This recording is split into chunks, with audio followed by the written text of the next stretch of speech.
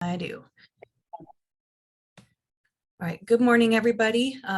Welcome to Advocacy Days. We're going to be discussing the residential crisis and finding a home. We've got a bunch of great speakers coming today, and make sure you, as you're entering, you hopping on, you select your preferred language on the globe icon below where it says interpretation.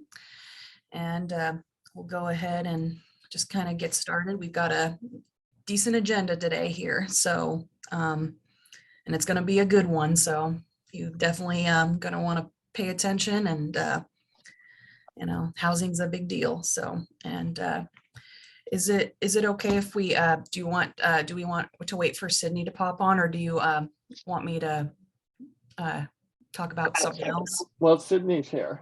Sydney's here. Okay. If Sydney, if you're ready, you can start.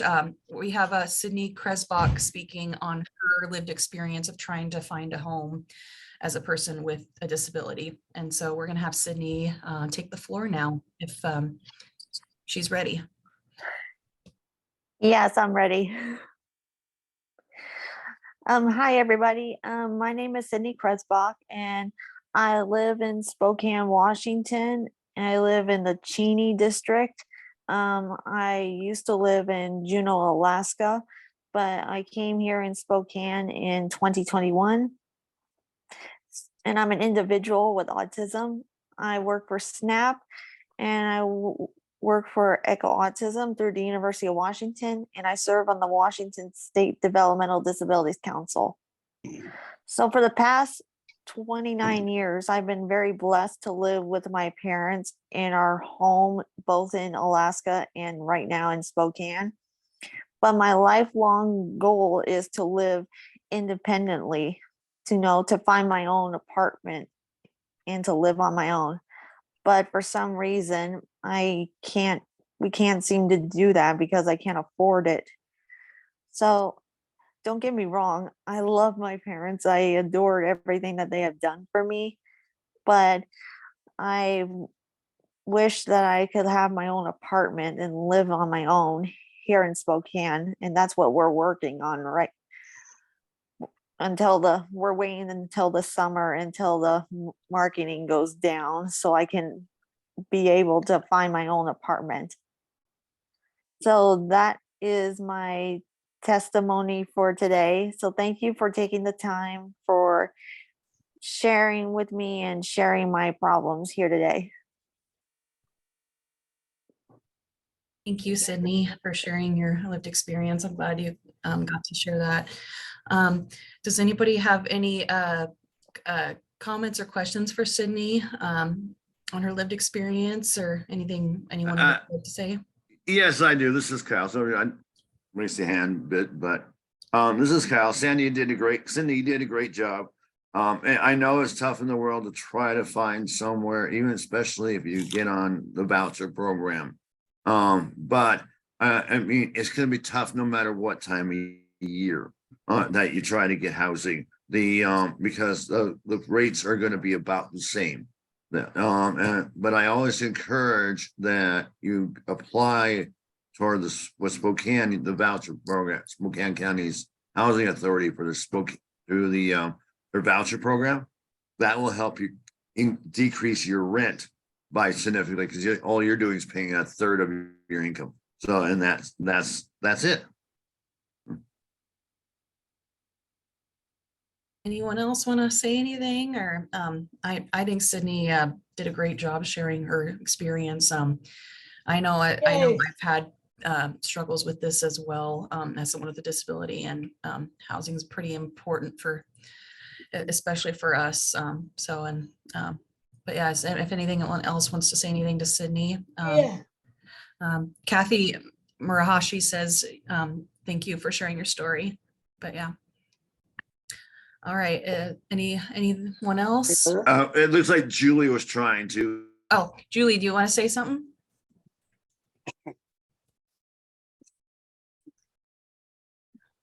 I live on my own, but it's tough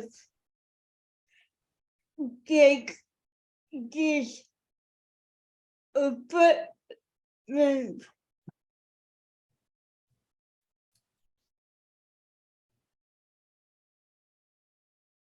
Yeah, Julie lives in her own apartment and she's out in the community and does lots of things that people have told her she couldn't do. Huh, Julie? Yeah.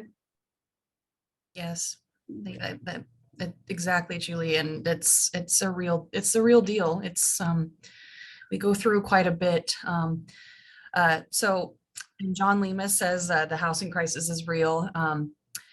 His wife and them are about to move to Olympia, and they are going to be paying $1,525 a month, not 15, but $1,525 a month for a 1-bedroom apartment in Olympia, mortgage level rent. So yeah, it's pretty high for everyone, and especially with people with disabilities. Josie, I see your hand up. The one thing I want to ask Sydney is, I remember getting my first apartment and getting into the community. I did not live with my parents. I lived with foster parents, and then I went to adult family homes. But I do remember getting my own apartment, and it was really hard because I did not have my parents to live with. I had boarding homes and adult family homes, but I ran away from those, and my payee ended up finding me an apartment, and they had to ask for money for me to move in to my first apartment so I could pay the first month and the last month rent before getting into the apartment. So I know the struggle. I know it's hard, and you gotta just save, and you can do it. Thank you, Josie. That was really nice of you to say. And then Jennifer and Seema gave you some praise as well from the ARC of Spokane. And so thank you for sharing your experience. It's about 10:08, so we're ahead of schedule. So unless if anyone wants to share anything else, we'll move on to our next speaker, Kathy Murahashi, on adult family homes, community homes. So if Kathy's ready to share, I will let her have the floor unless there's any other questions. All right. Good morning, everyone. It's nice to be here with all of you. I'm Kathy Murahashi, and I am the Education and Outreach Manager at Community Homes. So we do housing. We have 8 adult family homes that are specifically for people with IDD. And then we have 2 shared living homes.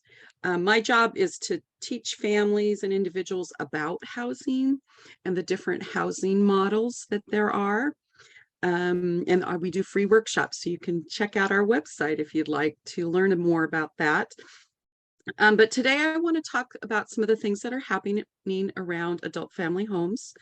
Adult family homes can be a really nice model for people with IDD when they are created specifically for individuals, and that they're shaped in a way that gives people their freedoms and rights, and helps people to get in the community. Unfortunately, the majority of adult family homes in the state are not for people with IDD.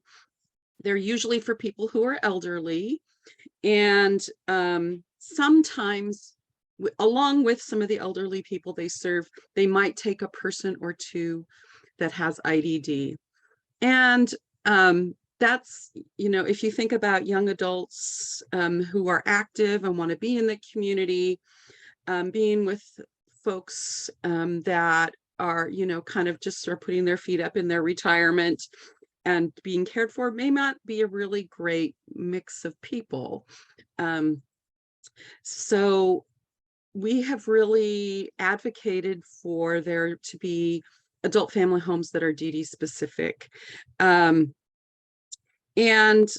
so there's a couple of things that are happening around that. There is a pilot that is in the governor's budget. So let's take a step back. For a couple of years now, we've talked a lot about how could we make that happen, the DD specific adult family homes. And with that, there were some stakeholder groups and we did a lot of work and we had some really, really great ideas. And then the pandemic came and kind of nothing happened with that, which was really, really frustrating because we had a lot of work there. But the really good news is DDA has hired a specific individual just to work on that. And they promoted to the governor that they would like to do a pilot around how to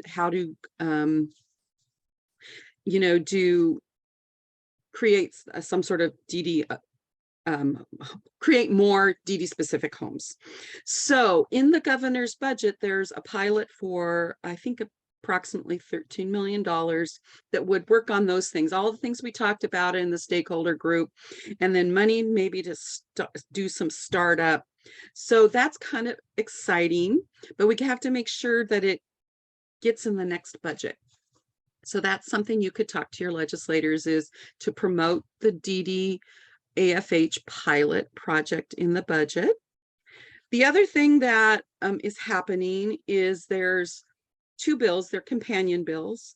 One of them is 5302 and the other is 1265. And they're related to DD specific adult family homes. And what happened is one of another organization called Leo that's in Issaquah has 5 really nice adult family homes for people with IDD. And for the past 20 plus years, they've always gotten a property tax exemption for those homes, which allows them, because it's expensive to run them, it allows them to save money by not having to pay that tax. Well, and community homes has some like that too. What happened is somebody from the revenue department decided that they weren't going to give them that property tax exemption when they built one of their new homes. And that was a real big problem because it would be very expensive for them to do that and be able to keep things going. So we had those two bills, 5302 and 1265, would put it in the law so that they would get that property tax exemption, and then they won't have problems in the future. So the good news is that bills, they're moving along. 1265 is already in the rules committee. So we're hoping that it gets passed there and then it'll go to the other side. So that's exciting. The other thing is the this year, the Adult Family Home Council has done a lot of what they call collective bargaining. And that would raise the rates for the providers. So you know how it's hard to keep good providers, and it's because they don't make very much money. This would increase the rates for adult family home providers. In the collective bargaining agreement would be up about a 30% increase, which would be, I think, would help make the providers be able to stay a lot longer and do their work. And then there's one little other small bill was about giving money to do air conditioning in, adult family homes could get a little grant to do to put air conditioning, because in the summer we've been having, it gets pretty hot and it can be very uncomfortable for folks. So those are kind of the big things that are happening, because so if you have questions, I'm happy to answer. Let's see.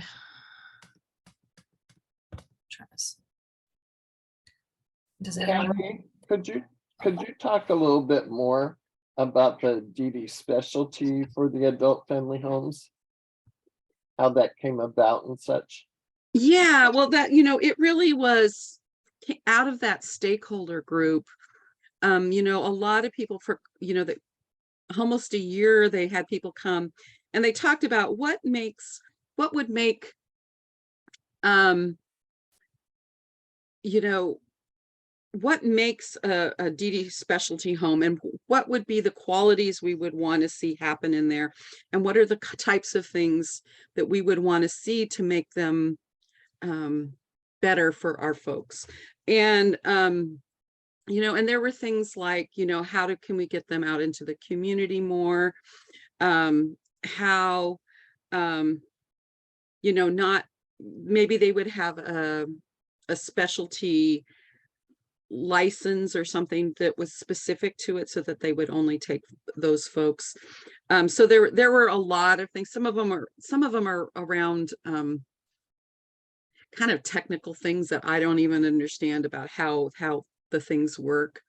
But you know, what we did want to see was that it be much more oriented and for folks. So from that group, you know, there was, like I said, there was a whole bunch of really great ideas and ways to do things.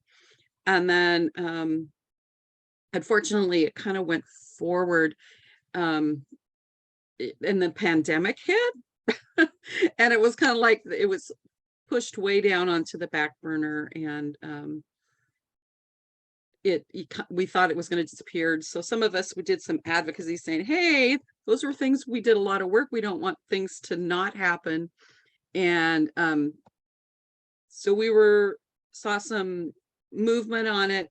And then we were happy to see that DDA put forth a proposal to do a pilot. Oh, somebody's asking about the bill numbers.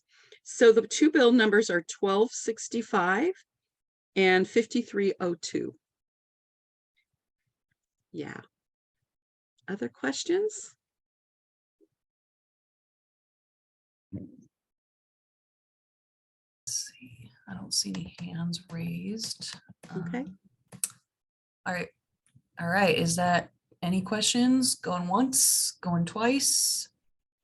Sold. I'm just kidding. If you have something to put in the chat later, we can always address it, but we're going to move on to our next speaker. Thank you, Kathy. You're always you're intelligent and as always have so much good information to share and updates. And Courtney says thank you. Oh, and Joe Cunningham says thank you. So all right, we're going to move on to our next speaker, Mark Cote, on the Housing Trust Fund.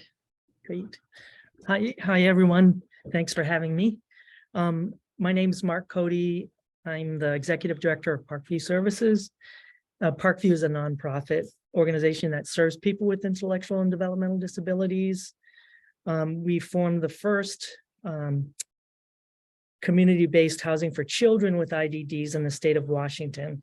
That happened in 1967.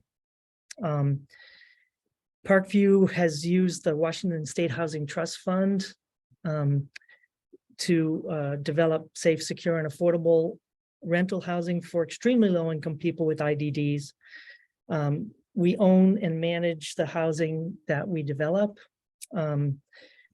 As of the end of last year, we had used a little over $10 million from the Housing Trust Fund to develop 60 properties that house 181 people with IDDs. We also have a homeownership program where we've helped 135 special needs households to become homeowners. And we did just get funded to add another 7 properties and 26 units in the next couple of years. There's no doubt that the Housing Trust Fund is a valuable resource that's effective at creating affordable housing for people with IDDs. And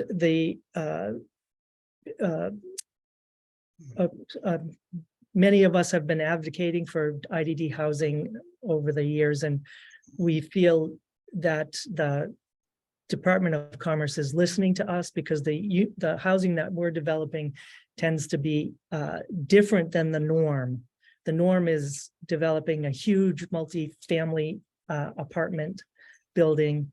And we know that that doesn't work for all people with IDDs. We do more single family homes and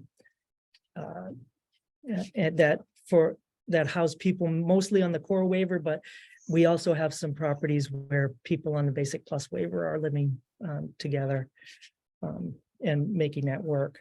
So one of the things, there's some issues with the Housing Trust Fund, the way it's set up right now, that just, in my opinion, discourages the development for,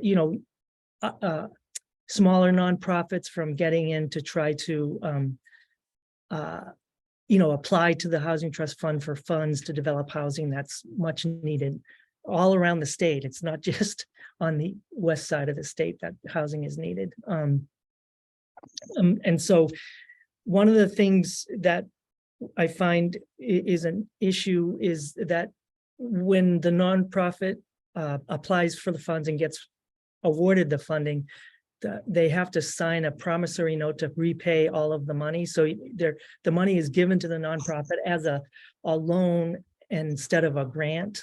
And with that, it means that eventually the nonprofit has to repay that money.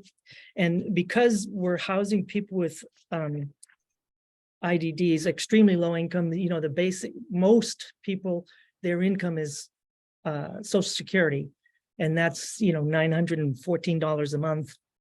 And the rents, the way we set the rents ensures that it's affordable to the people with IDDs. We just take whatever their income is and multiply by 0.3. That's what they pay, minus a utility allowance.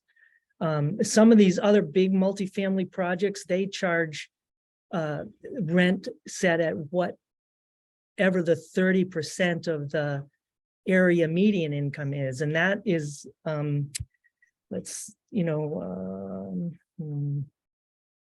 well, that 30% of the area median income is roughly like $750 a month. But for the folks that are only on Social Security, the rent is like $250 a month. So we lose, we can't even get close to fair market rent, and there's no real way that we could repay the loan. So that's one big thing that we are trying to get changed, is we want grants, not loans.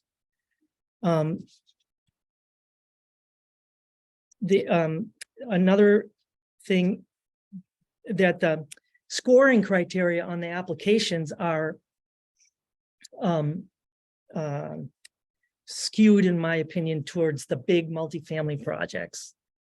In fact, and that was shown, in 2021, that round, only less than 1% of all the funding, the units that were funded by the Housing Trust Fund were for people with IDDs. There were 1,280 something properties, units that were funded, and only 11 were for people with IDDs. In 2022, that changed dramatically, and several of us nonprofits got Housing Trust Fund funds to develop units. Parkview got money to add 7 properties and 26 units, and there's another, I think, I want to say another 25 or more. So it was roughly close to 4% of the funds that were awarded in 2022 went to nonprofits that are developing housing for people with IDDs. Let's see. Yeah, and there's one other, if I still have time, I don't know. There's one other issue that is the Housing Trust Fund lets the nonprofit spend money on a development before they get awarded funds. So one thing that Parkview has been doing for since 2018 is when people come to us with a housing need, what we are doing is getting loans from a lender to purchase a home. Then we rent to the people with IDDs. And DDA will supplement the rent so we can get fair market rent and be able to pay the note, pay the loan and the interest on the loan. And then we apply to the Housing Trust Fund to get money to pay off the loan and do any rehab that's necessary. But one issue that we find is that the Commerce will only let you get reimbursed if the money has been expended within 3 years of the award. And, that's not a long enough time. I believe it needs to be closer to like 5 or maybe even 8 years. So that, so that we can get reimbursed, because we know this housing long-term does not work financially unless you have a subsidy. So that's what I have. I can take questions if people have questions. Thank you, Mark. But yeah, it's very hard to pay for rent when you can only pay so much, especially if you're on SSI. There's a couple of comments in the chat. I'm not sure if this comment was directed towards Kathy or you, but this is she said, Paula said the pilot proposal includes additional training for adult family home providers to provide services around building and habitating skills. And then Seema Thorpe said this is very true. Those of us that want to develop smaller projects are at a disadvantage right now. So I think it's changing. We're making progress, I believe. it's good to know. Yeah. Anyone else have anything they'd like to share?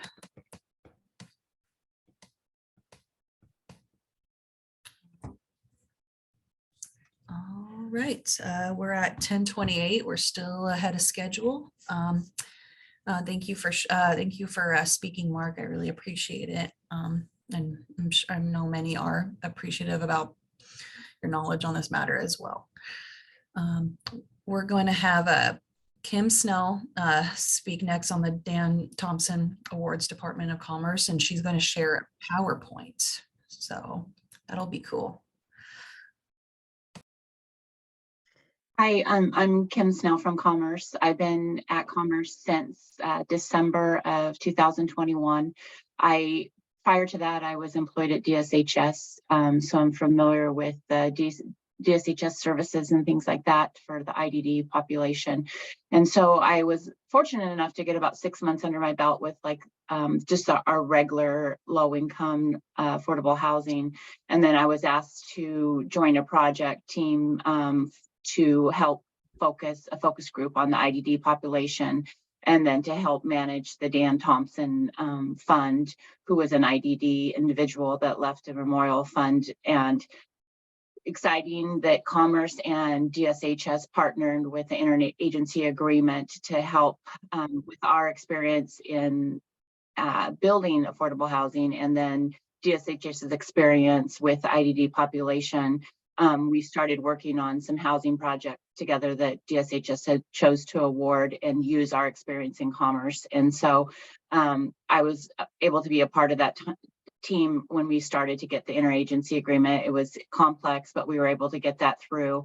And then we were able to start working on some of the Dan Thompson projects. And so our goal in the Dan Thompson projects is, to create the housing, but is to learn as we go too, because we're hearing from the providers the same things that Mark was talking about, is that our application process is too complex for the small providers, and there's a lot of expense. So the passion's out there, but it's Commerce needs to do some work to simplify that application process and not make it so complex, so that we can broaden and get more smaller providers to get on board and be able to create the housing. So in the process, we're of the 5 projects that we chose for the Dan Thompson, they're all unique in their own way, so that we're learning from each one of those projects. And then very excited about the 2022 award process. We partner with DSHS to also be a secondary reviewer on the projects.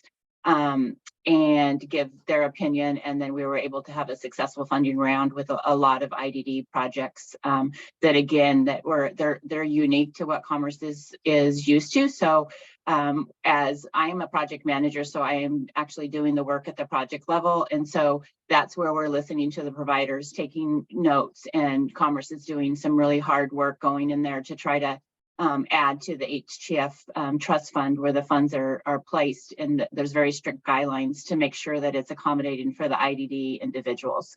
And so it's been exciting. Every person that I've worked with DSHS has the passion, and the people with Commerce have the passion, and the developers that we're working with have the passion, and we're trying to just share that experience and have other contractors join on board that have the ability, when building a multifamily project, that they could add some IDD units to that, and then also then looking at the uniqueness of different types of housing that's needed for the IDD population. And so it's been a great team to be on. I think we're at the tip of the iceberg, because when we look at the number of what's needed, it's just a daunting number.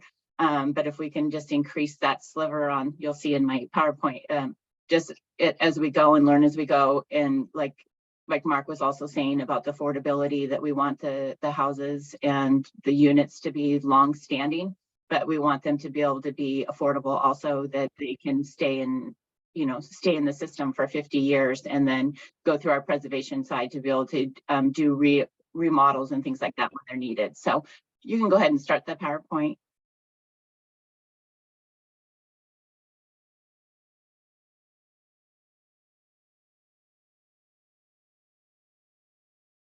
Do you have that PowerPoint? Give me just a second, Kim. Okay.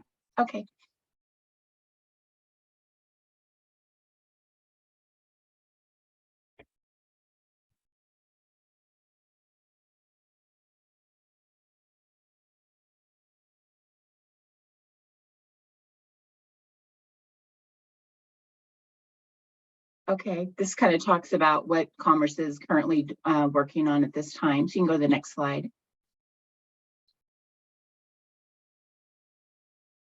So Commerce Housing Development for IDD. So the multifamily housing unit uses funds allocated by the state to serve persons with intellectual and developmental disabilities.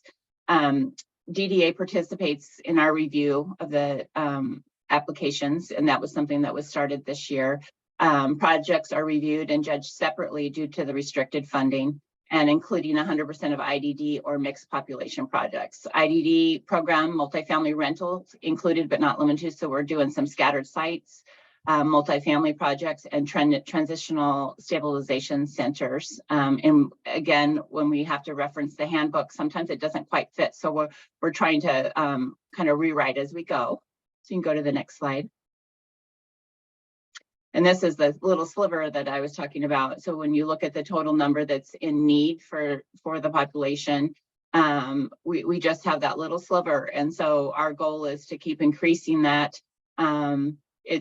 Unfortunately, it's just such a slow process, but writing policies as we go, and then making sure that these projects that we are putting out live on the market with our partners are going to be stable, and they're going to be long-term units that people can stay in. And so as you go through the process of a project, on some of the exceptions that we need to make, we need to make sure that it is also not going to affect the long-term stability and affordability of the project. But we're listening and trying to get this so that we can get this number smaller. Go to the next slide. This is a very exciting year because of the focus. I feel like this voice is being heard. Our traditional awards, we awarded $13,384,000. The Dan Thompson Award is 5 projects for $15 million. And we have a couple more projects that we're able to get. We've been collaborating with DSHS.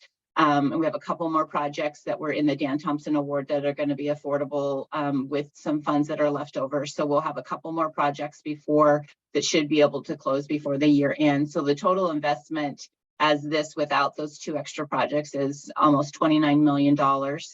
And the average state subsidy is $183,000 per the various types of units. You can go to the next slide.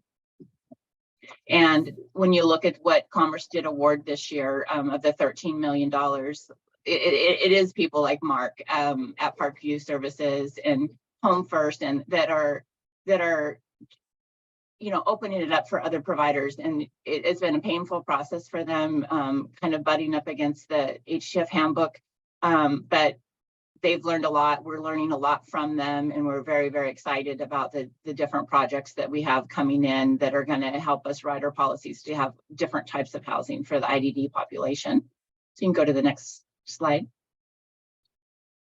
These are the Dan Thompson Awards, and when you look at them, these are people that Parkview is assisting one of the projects, but all of these people are new to working with Commerce, and some of them it's their very first project. And so we kind of worked backwards to help them with our process, because we understood that, it's a lot of repeat people that come back to Commerce to get to work on projects. But if you're the first starter of this, it is overwhelming and complex. So we've been, even before we got the interagency agreement, I've been talking to the project contractors and the nonprofits all through the summer, answering simple questions, complex questions, listening to their needs. So Commerce is going to learn so much for these separate 5 projects. And then we have 2 or 3 more that are going to be coming on board with the Dan Thompson's funding. So you can go to the next one.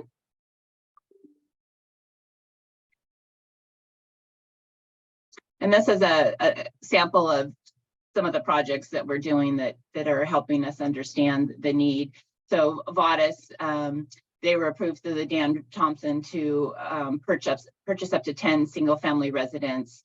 I'm working with Vadis. We have our first house under contract, and the problem is that they're single family residents. So as a seller of a single family residence, you want to close quickly. So we have a lot of red tape that we need to go through. So a 45-day close is a quick close for Commerce, but we're streamlining some of the things. These houses are going to be purchased with an intent for 3 beds per house with like an open type shared kitchen and bathroom. Fairly newly remodeled homes that just need a minor scope of work with the bathroom authorizations and some larger kitchens and some ramps outside. So excited that we're under one contract on one home that should be closed in the next 30 days. And then they have a couple more that they've been looking at. So you can go to the next one.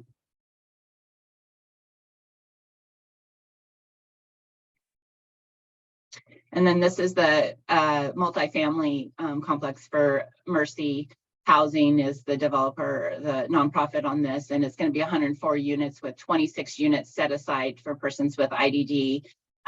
Mercy is one of our stakeholders that is helping us understand how they blended the multifamily house with creating the IDD population set aside. And so we're all talking as a group, sharing information, and this, we're very excited about this project and this award. And we should be, the award letters are just going out on this. So I'm thinking that this would be looking at execution of early summer, midsummer, and then these type projects take about 18 months to 24 months to build, but they will have 26 units. And when we learn from this, we're trying to, in our stakeholder meeting, do we add incentives for other builders to add the IDD so that every multifamily apartment complex that's built has some IDD set asides along with the other type of housing that we're going to be exploring also. You can go to the next one. And then this is one of Parkview's projects that was awarded. It's been in process for a while. Like Mark was saying, they acquired the house. This was a closed retirement center, and this will be opened as a stabilization house for people with mental illness, and it'll be manned with 24-hour support. And this building just needed a lot of rehab, and with the supply chain, it gets complex. And so they had a plan to purchase this, but then you kind of have to go on a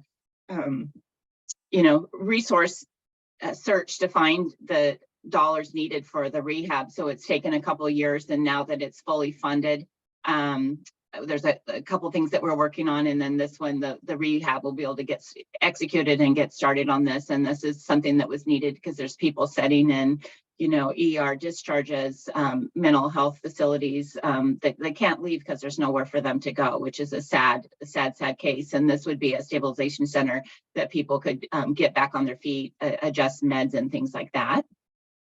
Go to the next one.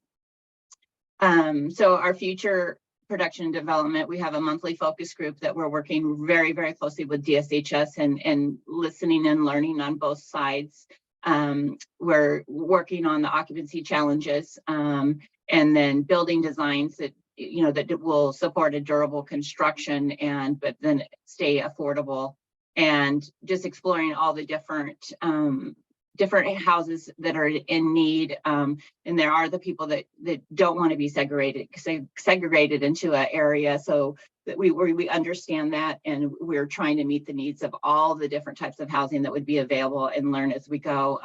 And I think you'll see we're really, really excited about this year, but even in the next year and then the governor's budget, I feel like the IDD population is being heard. And then with Commerce and DSHS and, developers and nonprofits like Parkview that have the history in it that are sharing and helping, and then just sharing that information with other builders so that we can just create, because that number is so daunting that we really need to make a headway on creating the housing. Go ahead. And thank you. And if anyone has any questions, you can put them in the chat.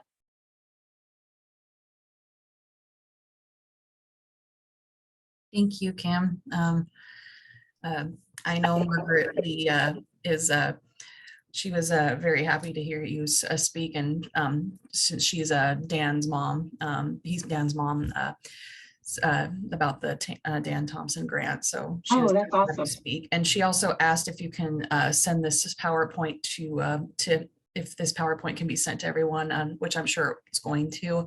But yeah, great info, great information, and it's just awesome. So feel free to send that PowerPoint out to the group if you'd like.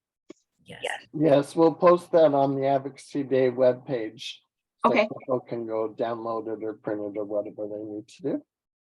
And then and then just that Katrina said this is exciting, and there's housing choices based on what people actually need, because we people with IDD have specific needs for housing.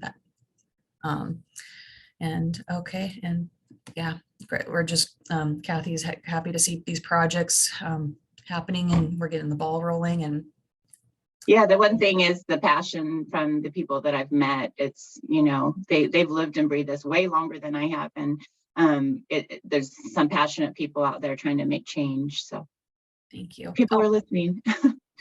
Yes, they are. Noah has his hand raised. Do we want to have him speak, or do you want to speak, Noah? Oh, yeah, thank you. I had a question, Kim, about the Vadas houses that you talked about. Now, those houses, is there a provider that then provides support to that house, or how do those houses get built and then open and people move in, and then how do staff provide support in those houses? Do you know? So it's not supportive housing. I mean, they're set up.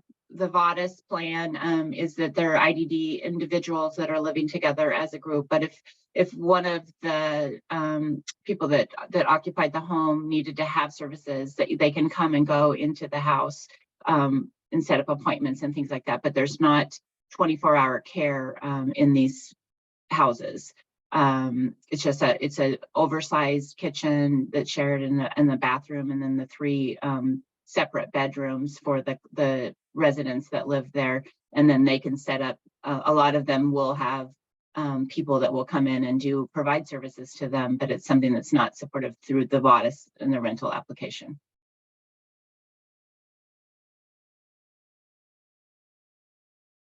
Hey, Kim, do you know if this is a shared living or supported living?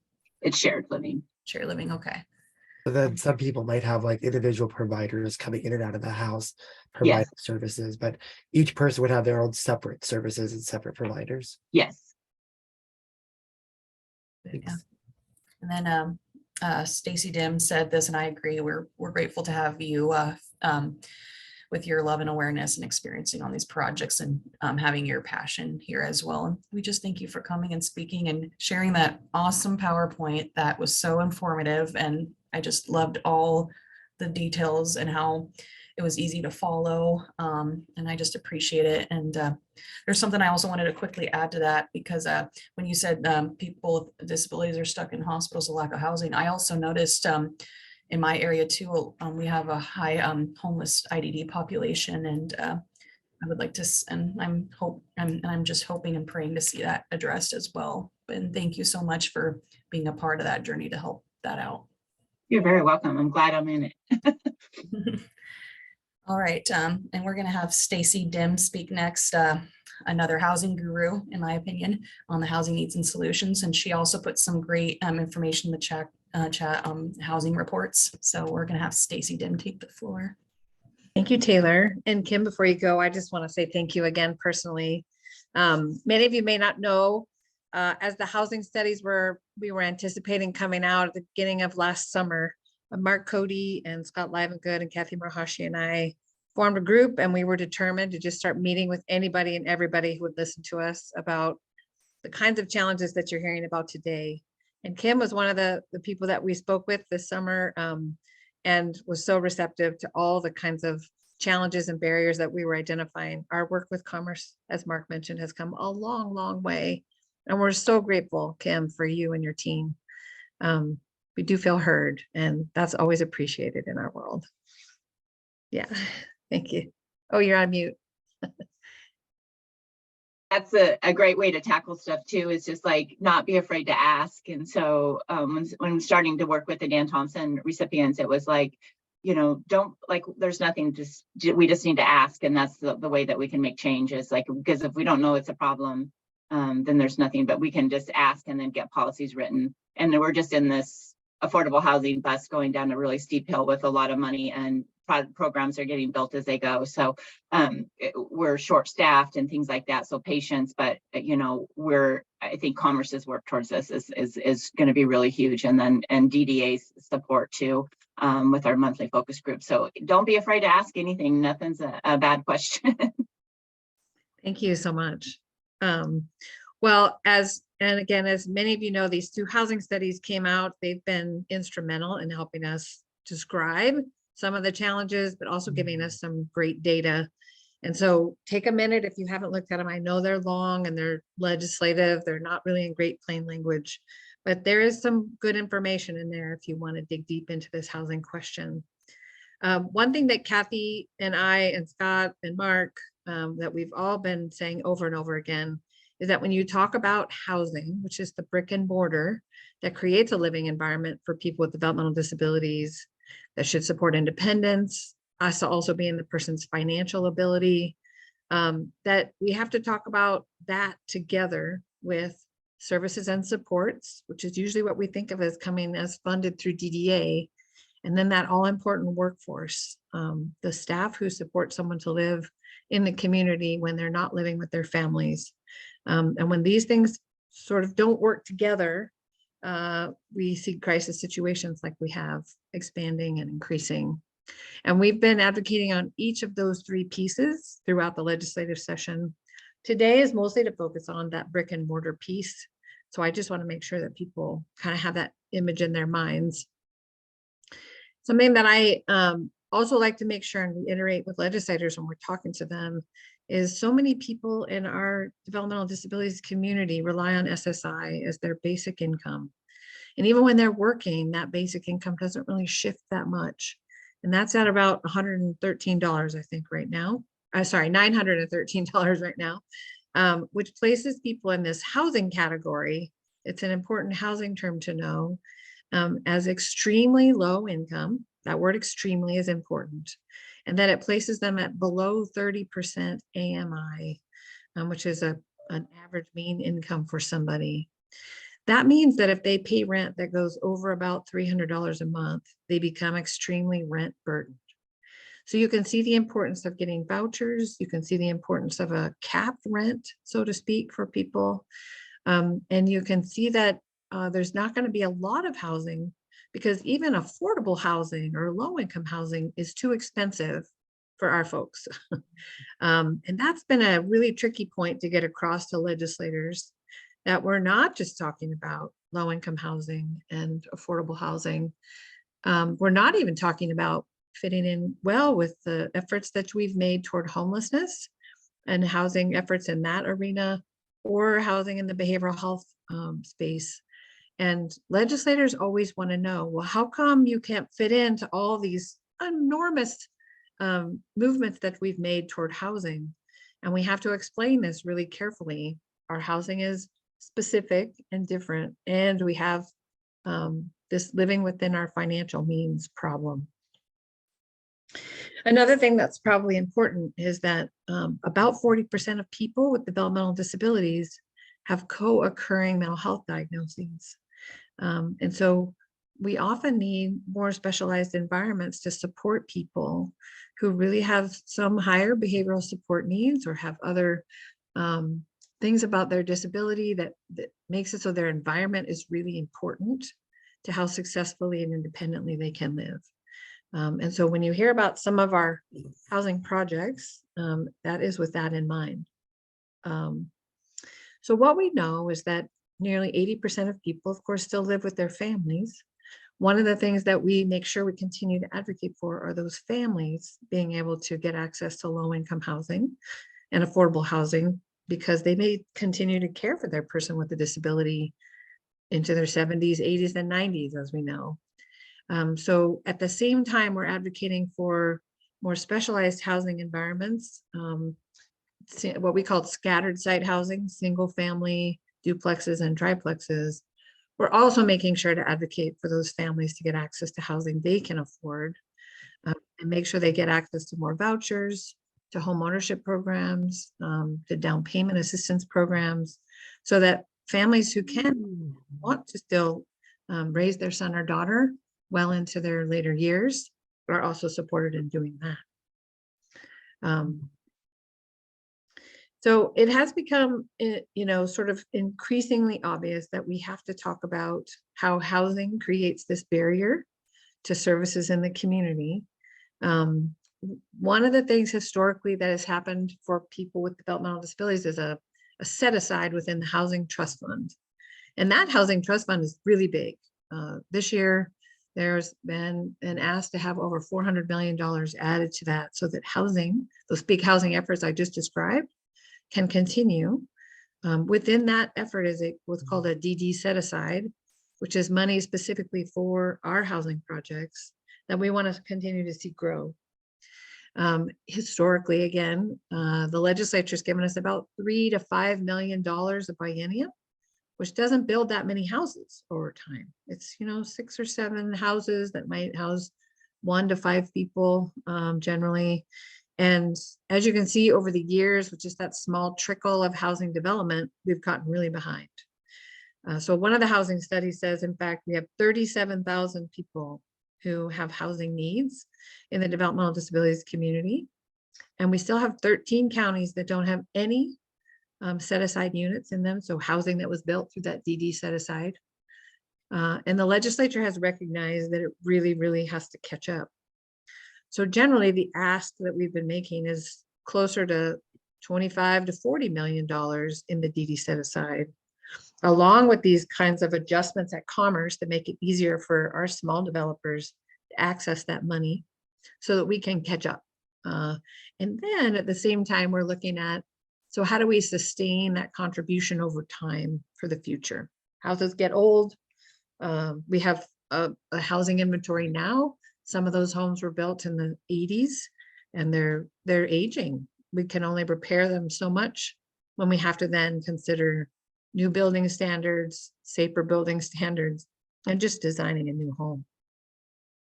So when we advocate, we're saying to legislators, not only don't we fit into the current wonderful things that you're doing, here are the special things that we need. And we need you to solve that problem pretty immediately.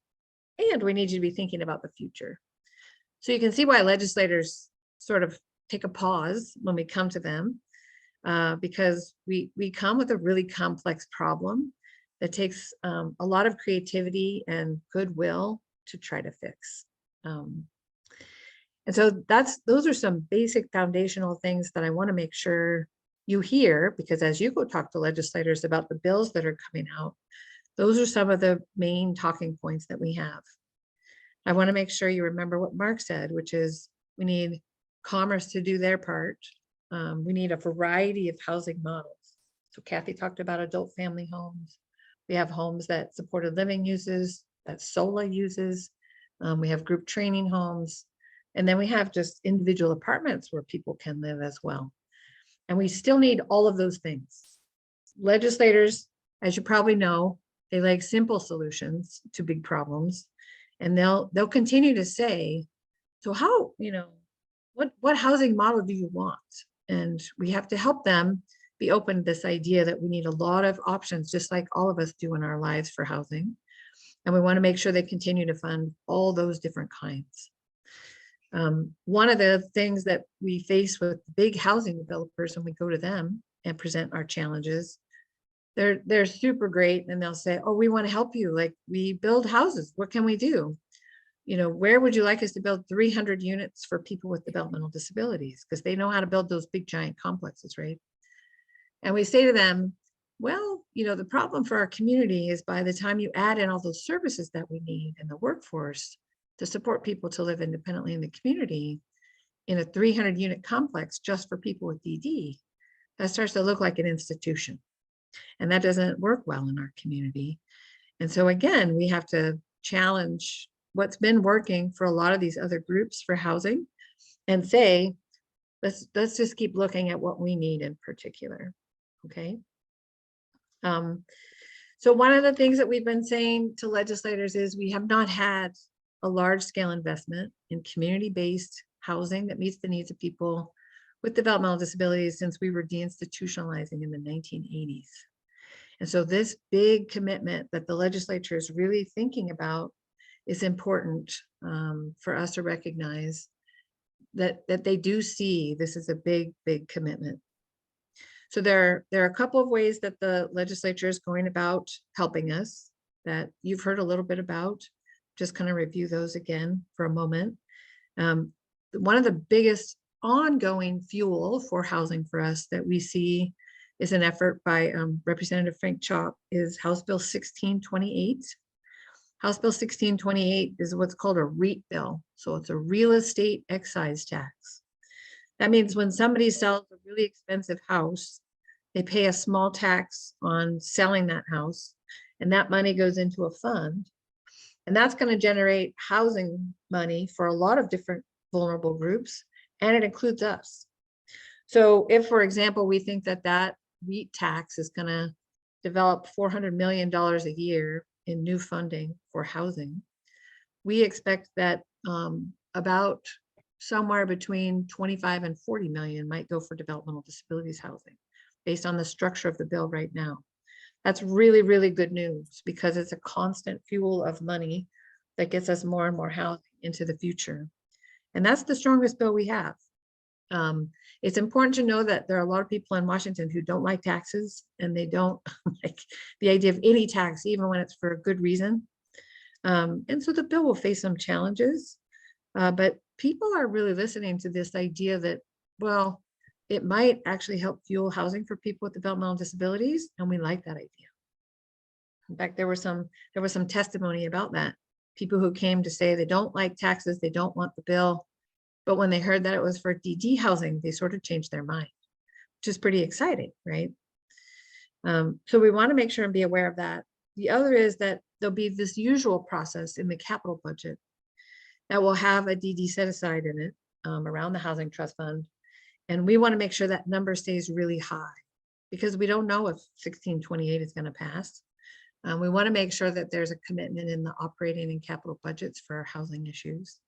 And so we're going to keep a good track on the capital budget as well, on making sure that we fuel somewhere between 25 and 40 million into that trust fund as well. And then last has been this interesting use of the Dan Thompson money, money that the legislature put aside through ARPA funding last year for $50 million. And as you heard Kim explain, we have some very exciting projects that are coming out of those funds. In addition, Commerce is looking at money they already have and how they could fuel our projects, make it easier for small organizations to build smaller projects, and make sure that those are viable kinds of projects. And we expect that that might be a use of the Dan Thompson Fund in the future as well.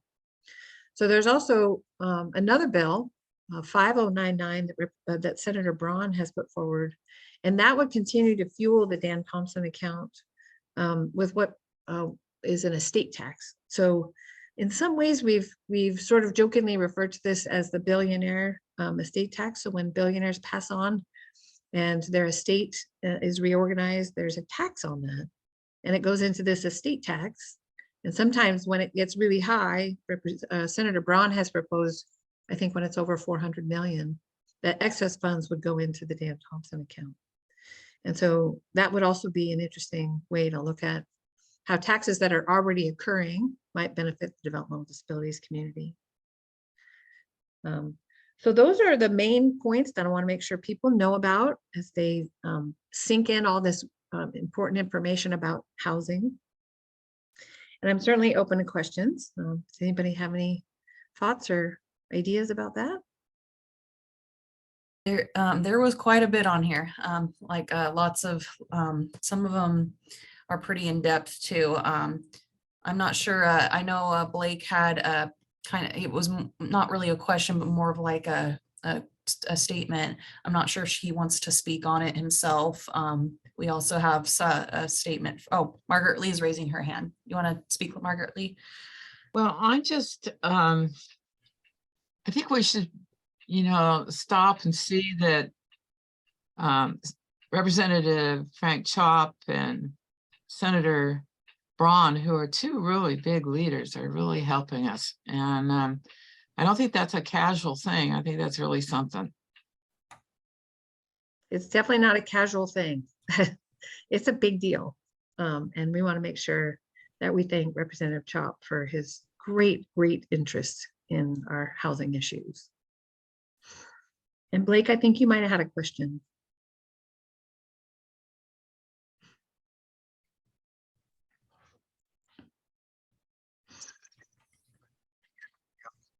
Blake, do you want me to respond to the question that's in the chat?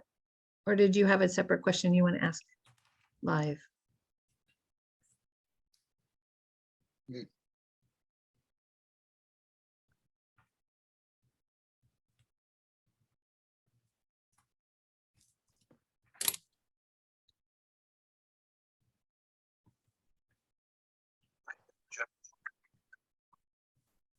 I can tell you're working on your device, and so I'm going to wait just a second.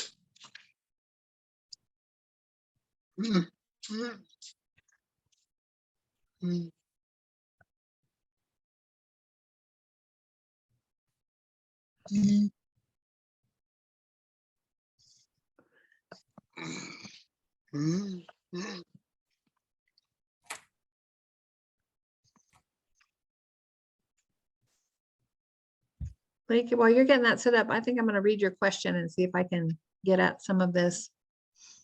You were saying you're wondering why we don't have assisted living facilities for young people. I recently moved to an adult family home a few months ago.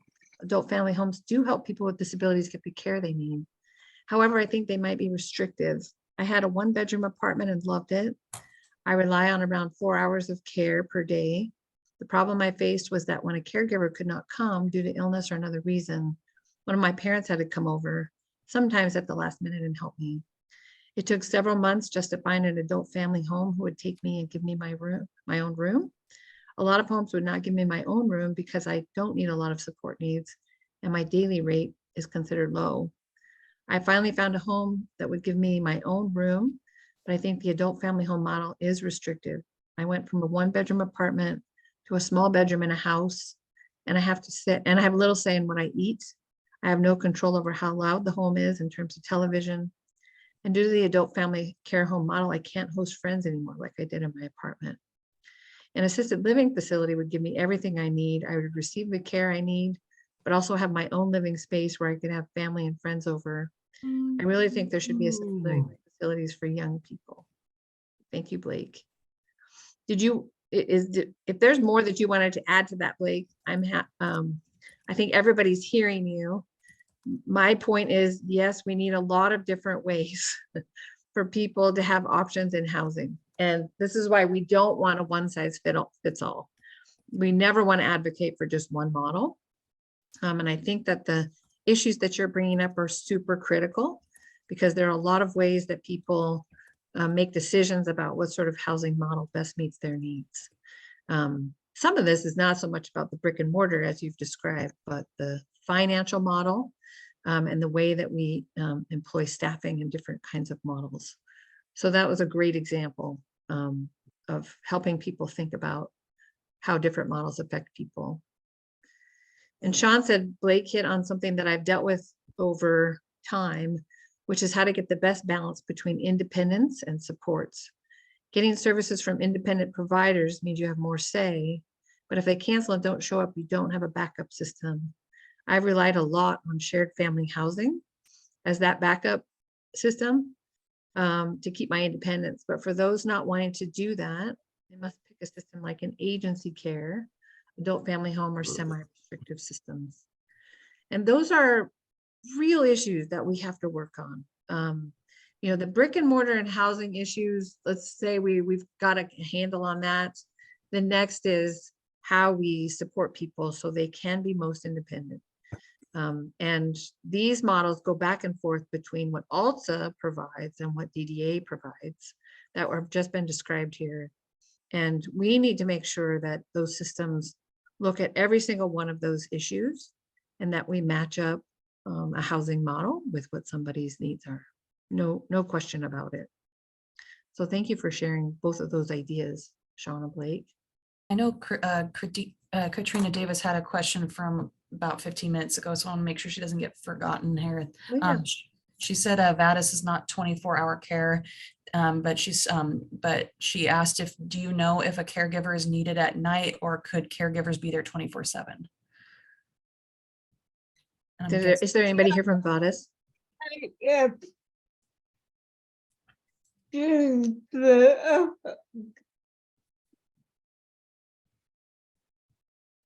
Did you know, Julie? I have created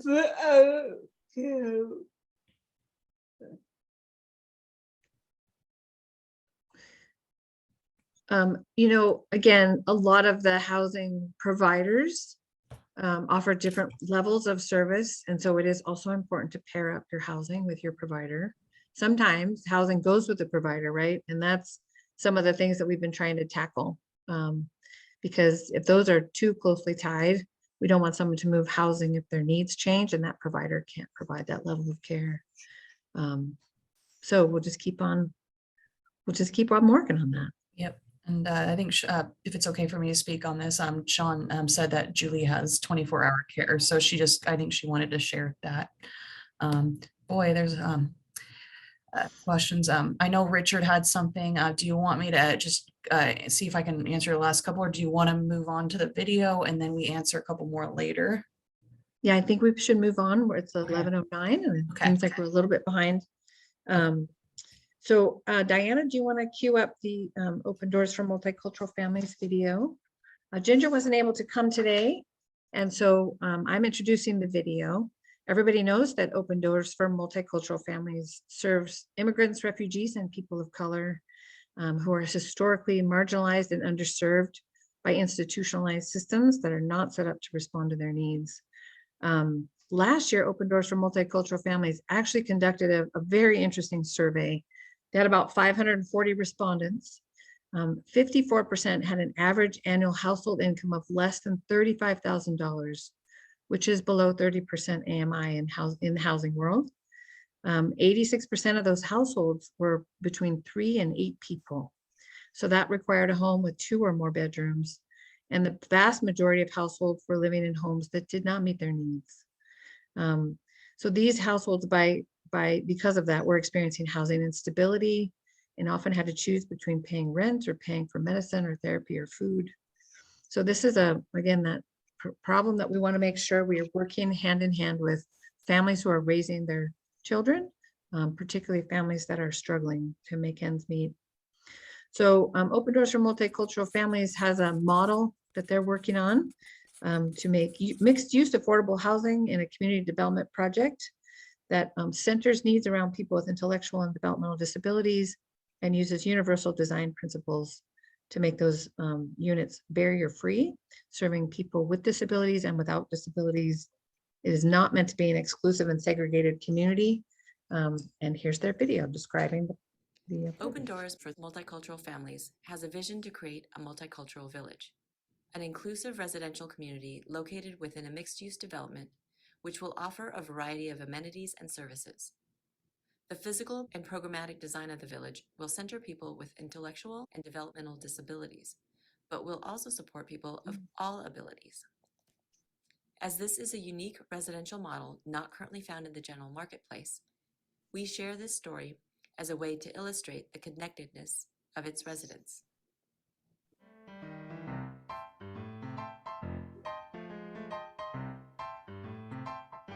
Bill is a 34-year-old man with intellectual and developmental disabilities. He has lived all his life with his parents. Stacy, is there any way we can turn up the volume on this? An inclusive community for individuals and families who are BIPOC or have intellectual and developmental disabilities. Diana's actually running the video. Here we go. Located adjacent to a light rail station. Bill has lived at the village for 3 years, ever since it first opened. It's a crisp fall day. Bill wakes up early, eager to start his day. He showers and eats his breakfast in his daylit-filled kitchen. And at 9:45, he walks out of his home and runs into Kareem, who is also leaving his home. "Hey man," Kareem calls out. "Are you walking to the station?" Bill asks. To which Kareem says yes, and they walk over to the light rail station, as they do every weekday. "I didn't see you yesterday. Where were you?" Kareem inquires. "I had a doctor's appointment," Bill explains. "Everything okay?" Kareem asks. "Yes, just a checkup," says Bill. As they near the station, Kareem says goodbye to get on the train, and Bill walks to his job at the grocery store, where he is a courtesy clerk. He really enjoys bagging his groceries. He prides himself on packing the bags efficiently, but keeping them light enough to carry without having to double up the bags. His customers like this as it's easy to carry them from the car into the house, and the store likes it also because it reduces the waste of bags. After his shift, Bill walks over to the community center where he works out. The receptionist, Mi-kyung, a woman with intellectual and developmental disabilities herself, welcomes him. "Hi, Bill. Nice to see you today," she says warmly. She works there every weekday afternoon and is a welcome face to all who visit the center. After his workout, Bill walks home and sees Sophia exiting the early learning center with her twin boys. Sophia lives at the end of the hall from Bill, and he often sees them at the universally designed playground. While Bill is older than most on the playground, he enjoys swinging. So he goes whenever he can to swing for 20 to 30 minutes. And thus, he has become friends with the twins, Manny and David. Bill offers to take Sophia's bags so she can hold Manny and David's hands. They are, after all, squirmy 4-year-olds, and they're prone to running off at very inconvenient times. As they walk upstairs, Sophia asks if Bill is going to the community dinner. Their floor has nightly dinners for whomever wants to join, and Bill says, yes, noting that it's Taco Tuesday. At dinner, Bill sits with Abdi and his wife Uba.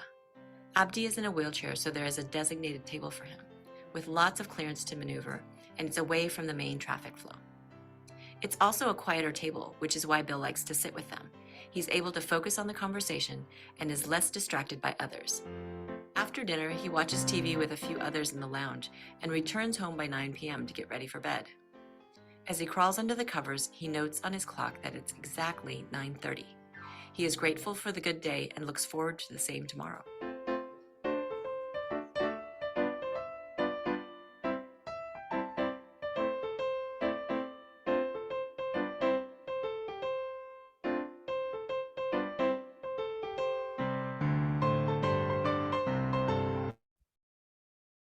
Thanks to Open Doors for sharing that with us. And then we have one more video to queue up, Diana. For those of you that are listening carefully to how people put their resources together to find housing. We have a great organization in our community called Partners for Housing, and they were one of the recipients of the Dan Thompson Memorial Fund. And through this grant, Partners for Housing is offering for free for anybody who's starting to put together their housing, a residential assessment. So there are 6,688 assessments available through this grant process. They're flying out the window. I can see them happening every day. As a family member, you'll be completing this residential assessment, and it helps you explore housing possibilities. It has some person-centered planning aspects to it. You can plan for the future of what housing might look like for your loved one, and then do a careful examination of public benefits and other resources that you might be able to put together. This was historically provided at a cost, and thanks to the Dan Thompson Award, is free to people who want to go through this assessment. So Diana's going to queue up a video that talks about the assessment. There are at least 10 of us nonprofit organizations that are hosting these residential assessments on our websites, and you can click on it and start the process if this resonates with you. So Diana, go ahead.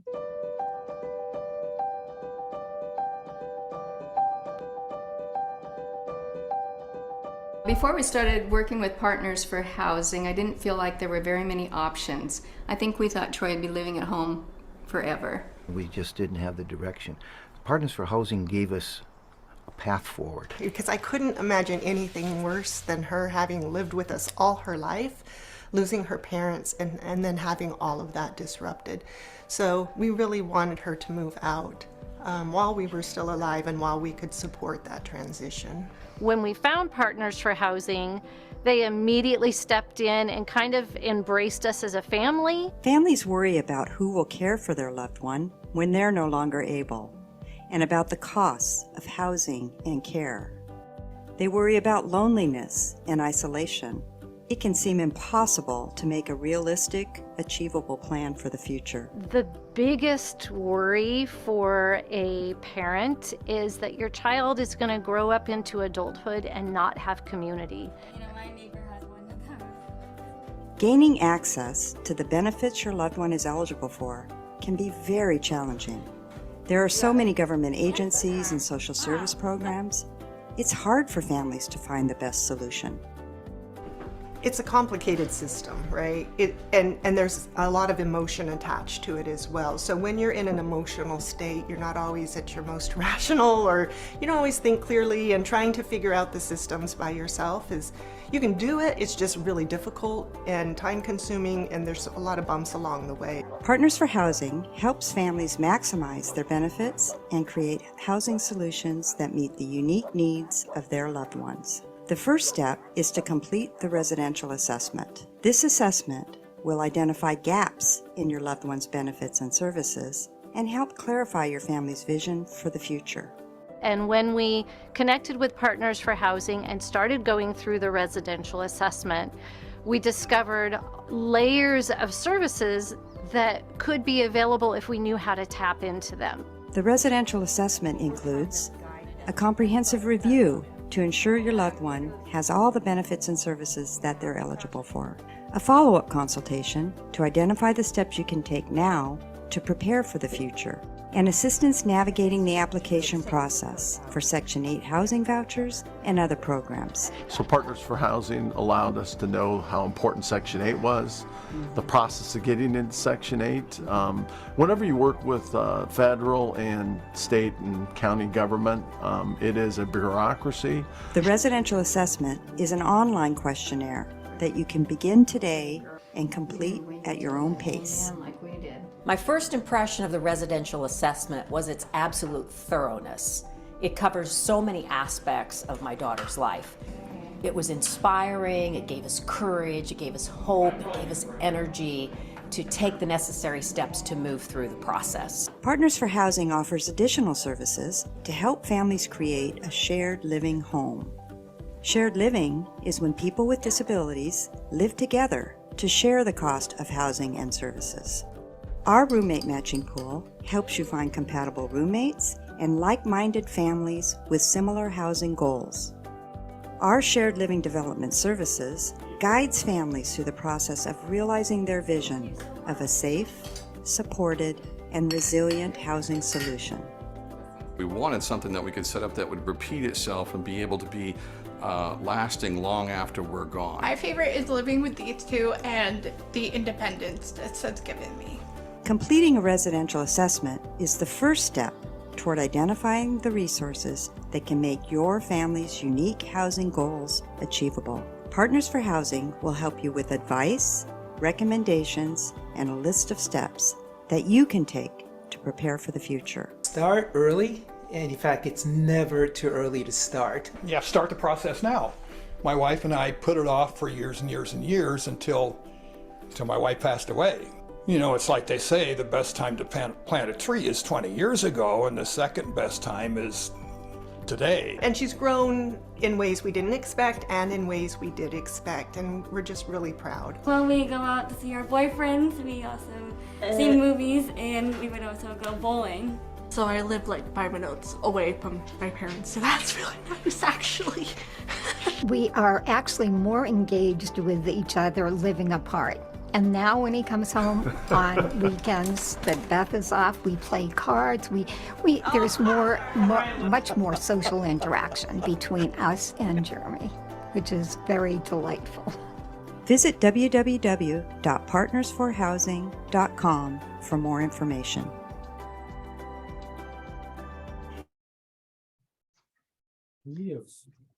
Okay, and then Diane, I don't know if you have somebody next queued up for the Family Mentor Project, but I'm happy to introduce that. Yes, could you introduce it, Stacy? Sure. And I don't mean to rush us through, but we had these last couple of parts where we weren't able to get people to come in and speak. So we just want to make sure you all see the vast variety of resources that are available to people. So last in our queue is a video about the Family Mentor Project.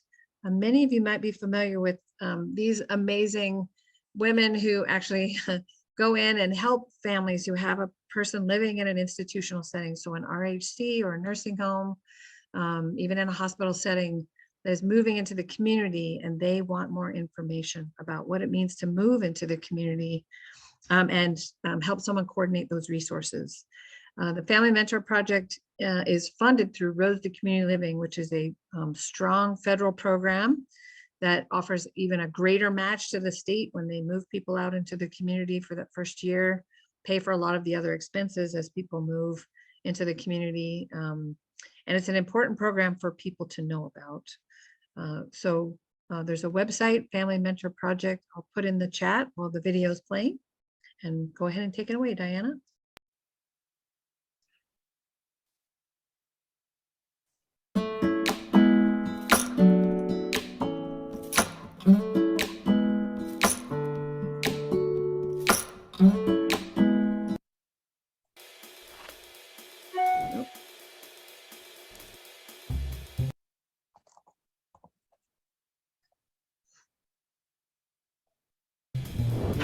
When the stakes are high at work,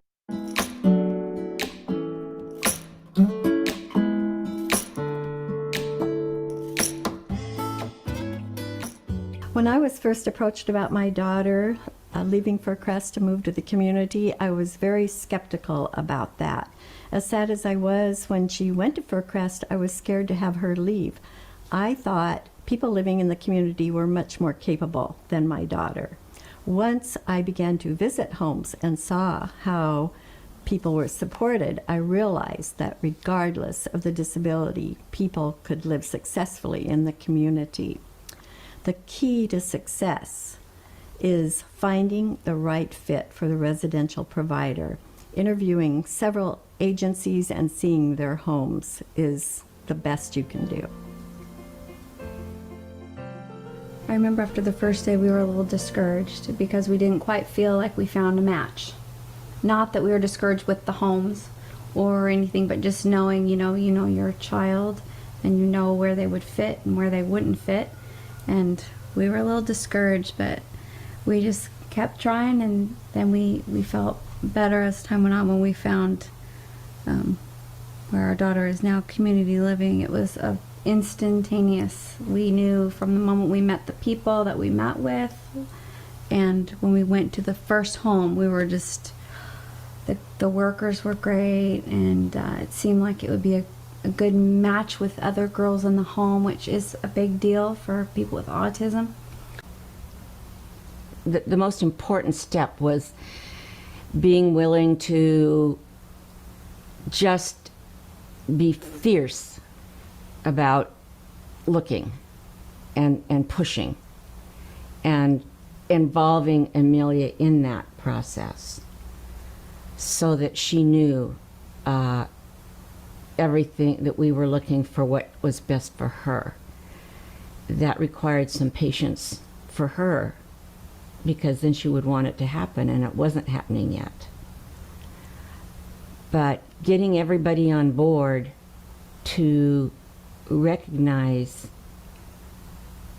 and embrace how she saw herself, the environment she saw herself in, that met her needs, was the most important, I believe. We wanted something with a yard, something in a decent neighborhood, something, well, like she had mentioned, a right fit with the other residents that are there, and we felt that that was good. And Brindle paces, so she had to have open area. She needed room to pace. We wanted to also consider the other residents. Would she fit with them? Because we didn't want them to be discouraged or have hardships because of Brindle, because she does have some she talks a peculiar issues. Yeah, so we took that into consideration. Yeah. I did talk to them about turnover rates. I talked to them about the training that staff get. I think because the director and the administrators of the program were so available to me and had time for me and Amelia to answer every question, to provide a wealth of information and about the resources, about the program, about their mission, about the commitment, and not just their commitment to Amelia for now, but lifelong commitment that I really came to trust. There's so much you go through when you're, transitioning them into adulthood, where they're hypothetically taking care of all their bills, all their medical, all of that. And that was a big concern for us, not knowing how that was all going to work. Do we handle the appointments? Do they handle the appointments? And really, it's just communication, because they'll let us handle the appointments or they can handle them for us. So that was huge. You can be as involved as you want with your loved one and as flexible as you want.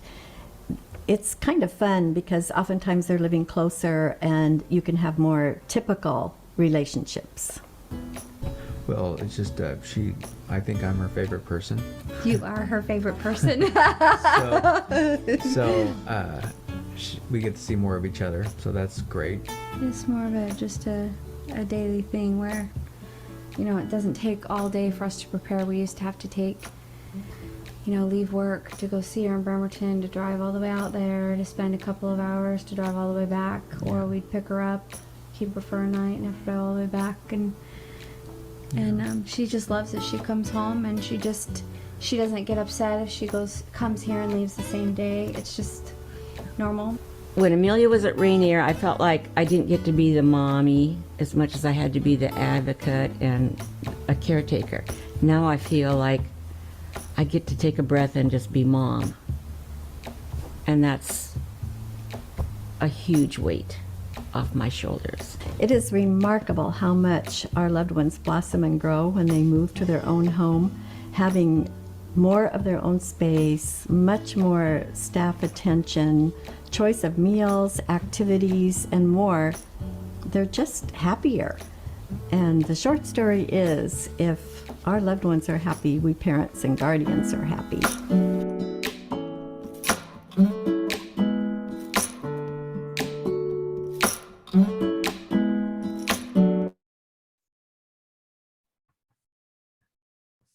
Okay, that was those videos were great. Diana, do you want to just go ahead and move on to the bills of interest, or would you like me to see if I can answer a couple more questions? I know we're way over time, so. Well, I don't see any hands up right away. I just know Richard had a comment, but I think that's all about it. I know some people were great about answering questions in the chat, so. Well, I'm going to be pretty quick about Okay. over the bills. Many of the bills were already talked about by some of the different speakers. There is a bill that's being heard tomorrow, and it would take some of the land at Fircrest, the property that's actually in the Dan Thompson account. So it's supposed to be that if any of that land is leased, that it has to be done at market value and the proceeds go into the Dan Thompson account. But this particular bill, House Bill 1506, would take that property, excuse me, and it could be leased for up to 99 years. And currently what they have set up like that is there's a food bank there, and they only have to pay $1 a year for their lease. But that's not market value, and that's not going into the Dan Thompson account. So we will be talking with the sponsor. We're going to be at the hearing and making sure that those proceeds from the land at Fircrest are done at market value and go into the Dan Thompson account. And Diana, this is Stacy. I'll just clarify a little bit. Not all of the land at Fircrest is assigned to the Dan Thompson account. That's excess property that was part of a JLARC study.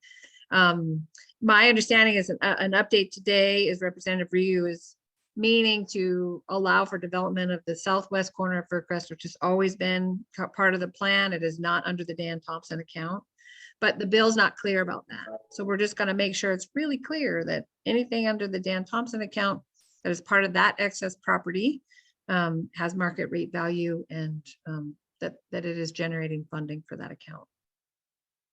Thank you, Stacy.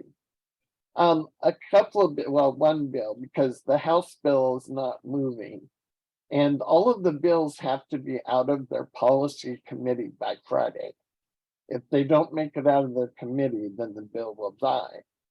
So House Bill 1654 will likely die because it hasn't even had a hearing in its policy committee. But Senate Bill 5506, we have been working with the sponsors and the people that brought the bill forward. They wanted to create a 4-person home in the community for people who have really significant behaviors, the people that are getting stuck in the hospitals, that kind of thing, and families are just not knowing what to do. And some of them are sending their loved ones out of state because there's not someplace here.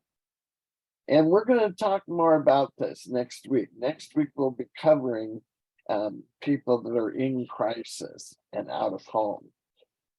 Anyway, so this would originally have created a home, but what we really needed for it, and there was a substitute bill that passed, is more about the training for the providers. Right now, we've got supported living homes that they're well trained to be support people, to be providers, but they're not well trained in behaviors. And so we want to make sure we've got a workforce that is trained, first of all, like a behavior technician, and that they get paid what they need to get paid to get them to take the jobs. So we'll be watching Senate Bill 5506 as it keeps going through the process. And Diana, I'm sorry that I know we're late on time, but I just want to make sure people know it's likely that there was probably a negotiation that the Senate bill would be the bill and the House bill would just sort of ride along on the Senate bill. So we're okay with that. And, you know, the origination of that bill is really, it's been a great conversation with the folks that originated that bill. And I feel like we're all going to get a lot more attention to that workforce training that we all want to see happen, and supported living and SOLA and group training homes, and looking at how we do that in a way that's really responsive. So many thanks to the folks who brought that forward and for working with us. And thank you, Kathy, for posting the link to these in the chat. Every week we update this bills of interest list, and it's posted under the bill tracker on our website. So you can go at any time to check out where the bills are in the process. And as like Stacy talked about, see, we got a lot of these that are what they call companion bills, a House bill and a Senate bill that say the same thing, but only one of them is going to make it all the way through the process. So like the behavioral health support specialist, that's creating a new kind of licensed person, and it would be covered under Medicaid. So the House Bill 1348 is still sitting in House Health Care and Wellness, its policy committee. It got a hearing, but it never moved past that. But the Senate Bill 5189 already passed out of its policy committee, and now it's in the financial committee. So this one will still be going after Friday. Supporting kids in crisis, Senate Bill 1580 would create a care coordinator and a rapid care team to try and address these kids that are going into crisis and find what they need before they wind up in a hospital. There's a lot of education ones, so we'll see a lot of these die off after Friday. So next weekend, when you check the bills of interest, you'll see that a lot of them are gone because they won't pass the cutoff. So there's a lot of education, and we have a lot of things under the civil rights. You can look at these. The self-advocates are working on a bill, Nothing About Us Without Us Act, to make sure that any work groups or things that the legislature creates to change policy, make sure that someone who has lived experience in that issue is part of the conversation. So I'm going to stop sharing that.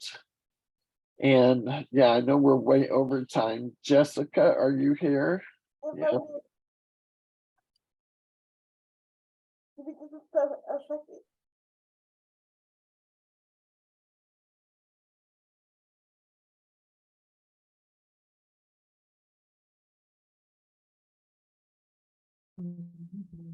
I think Jessica's queuing up her device, so we'll just wait for a little second here. And I want to thank everybody for coming today. Yeah, this has been a lot of information, but if you have questions, if you need more information, feel free to contact us. And I'll put my email address in the chat. And I think Jessica's just going to close us off with a link to the evaluation. As many of you know, we get funding for our advocacy efforts, and it's really important that we get a good evaluation about how helpful this may have been. Give us suggestions for how to make this better for you. It matters a lot to us, so thanks for taking the time to do that when you can.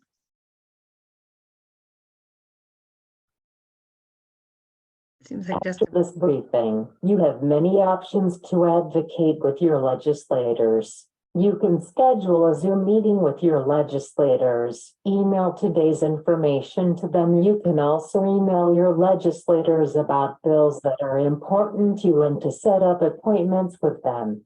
First, you can email your legislators about bills that are important to you and to set up appointments with them. You can also watch legislative action on TVW at www.tvw.org.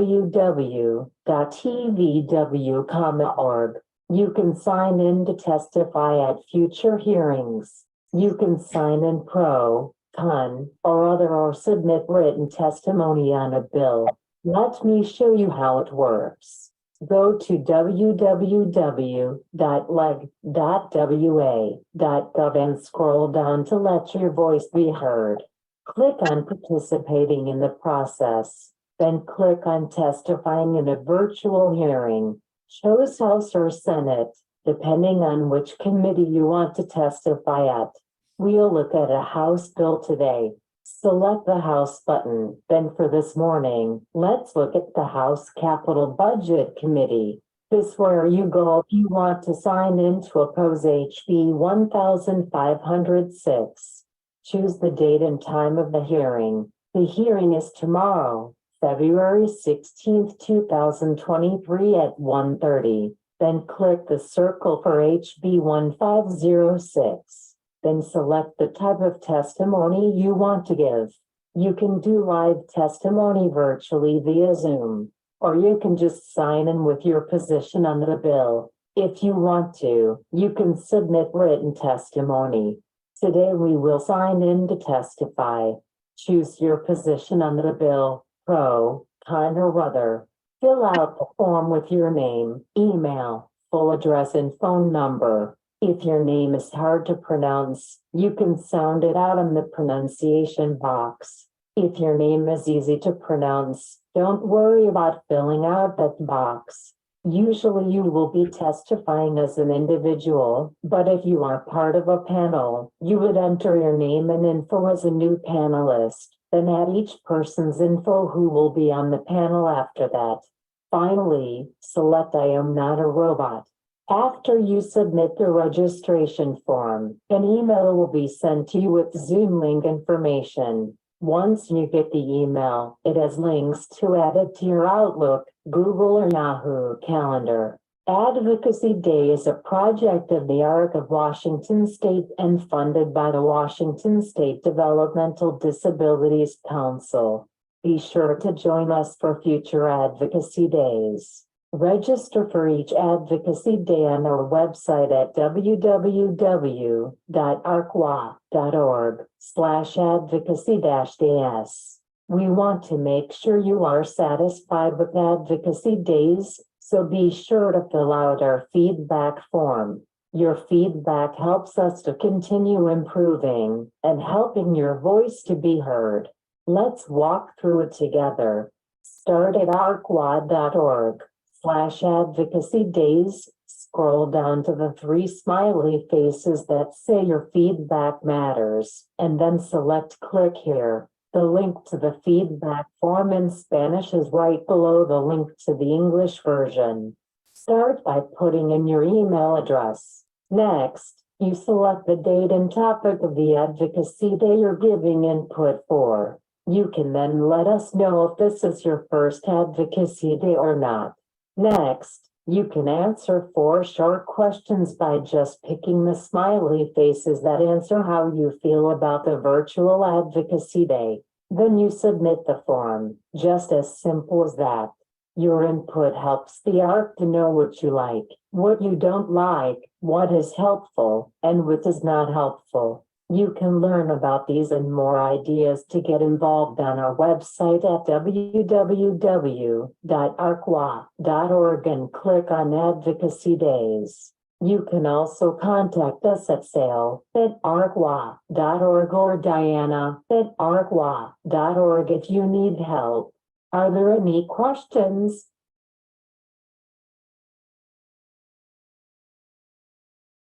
Nice job, Jessica. Yeah, thank you, Jessica. Thank you. All right. So we're gonna go ahead and wrap up today. Since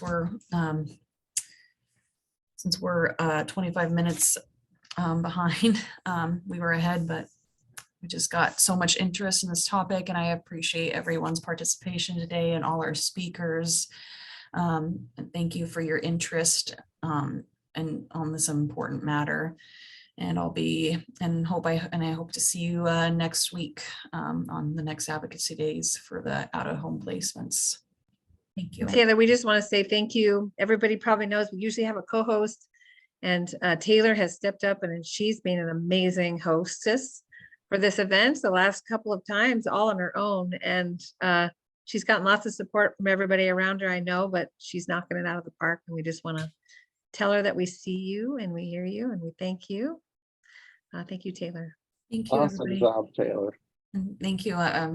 Thank you guys for your help with this too. It's helped a lot. If Taylor, if you need some assistance, let me know. For sure. I'm a good one. Well, and I'm well experienced. Thank you, Kyle, and thank you, everybody, for your patience. I appreciate it. I also put the hearings in the chat too. I figured that'd help. So, all right. Thank you, everyone, and hope to see you next week. And I appreciate y'all.